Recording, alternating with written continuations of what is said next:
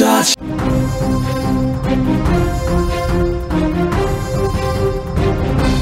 Cricket మైదానంలో ఆటగాళ్ల మధ్య జరిగేటువంటి ఆహ్లాదకరమైనటువంటి సంభాషణలు సరదా స్లెడ్జింగ్లో ఇది మరింత రసవత్తరంగా మారుతుంది.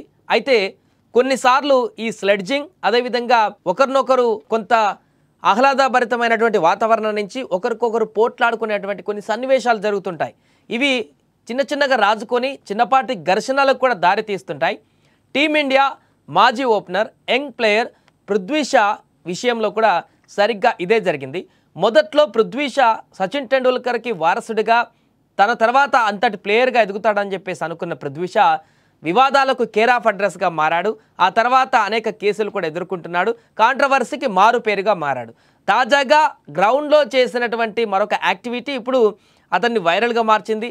టీమిండియా మాజీ opener young player Prithvi Shah తన ప్రవర్తనతో మరొకసారి ఇప్పుడు తాజాగా వార్తల్లో నిలిచాడు. ముంబై పూణే రంజీ జట్ల మధ్య జరిగినటువంటి ప్రాక్టీస్ మ్యాచ్లో పృథ్వీ షా తీవ్ర ఆగ్రహంతో ఊగిపోయాడు. అవుట్ అయినటువంటి తర్వాత ఏకంగా బౌలర్ ముషీర్ ఖాన్ పైకి చేతిలో ఉన్నటువంటి బ్యాటుతో దాడి చేసేందుకు దూసుకు వెళ్ళడం మైదానంలో తీవ్ర ఉద్రిక్తతలకు దారితీసింది. నిజానికి రాబోయేటువంటి రంజీ సీజన్ కోసం యువ క్రికెటర్ పృథ్వీ షా ఈసారి ముంబై జట్టును వీడి పూణే జట్టుకు ప్రాతినిధ్యం వహిస్తున్నాడు. ఈ క్రమంలోనే పూణేలో రెండు జట్ల మధ్య మ్యాచ్ జరిగింది. పూణే తరపున బ్యాటింగ్కు దిగినటువంటి షా అద్భుతంగా రాణించాడు. కేవలం 220 బంతుల్లోనే ఏకంగా 181 పరుగులు చేసి భారీ స్కోర్ సాధించాడు. అయితే ముంబై బౌలర్ ముషీర్ ఖాన్ బౌలింగ్లో ఒక భారీ షాట్కు ప్రయత్నించి డీప్ ఫైన్ లెగ్ వద్ద క్యాచ్ ఇచ్చి వెనుదిరిగాడు. షా అవుట్ అవ్వడంతో అతడి ఇన్నింగ్స్కు తెరపడింది. పెవిలియన్కు వెళుతున్నటువంటి క్రమంలోనే ఒకప్పుడు తన సహచరుడైనటువంటి ముంబై ఆటగాళ్లు పృథ్వీ షాను ఉద్దేశించి కొన్ని వ్యాఖ్యలు చేశారు. సాధారణంగా గ్రౌండ్లో జరిగేటువంటి స్లెడ్జింగ్ అని భావించిన షా మాత్రం వాటిని సీరియస్గా తీసుకున్నాడు. దీంతో అతడు తీవ్ర ఆగ్రహానికి లోనయ్యాడు. వెంటనే ముంబై ఆటగాళ్లతో మాటల యుద్ధానికి దిగాడు. బ్యాట్ తీసుకొని నేరుగా బౌలర్ మీదకి వెళ్ళాడు. ఈ క్రమంలో ఆవేశం అదుపు చేసుకోలేకపోయినటువంటి పృథ్వీ షా తన చేతిలోని ఉన్న బ్యాట్తో ఏకంగా బౌలర్ ముషీర్ ఖాన్ వైపు దూసుకు వెళ్ళాడు.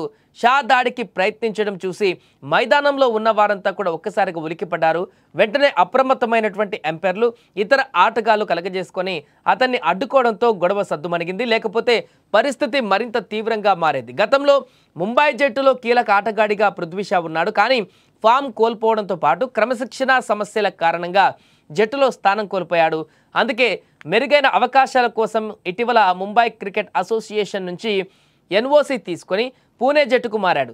ఈ పరిణామమే ముంబై ఆటగాళ్లకు షాకు మధ్య తాజా వివాదానికి కారణంగా తెలుస్తుంది. అయితే ఈ ఘటనపైన ఇప్పటి వరకు ముంబై కానీ మహారాష్ట్ర క్రికెట్ అసోసియేషన్ కానీ అధికారికంగా స్పందించలేదు. ఆటగాళ్ల మధ్య జరిగిన చిన్నపాటి వాగ్వాదంగానే వారు భావిస్తున్నట్లుగా సమాచారం.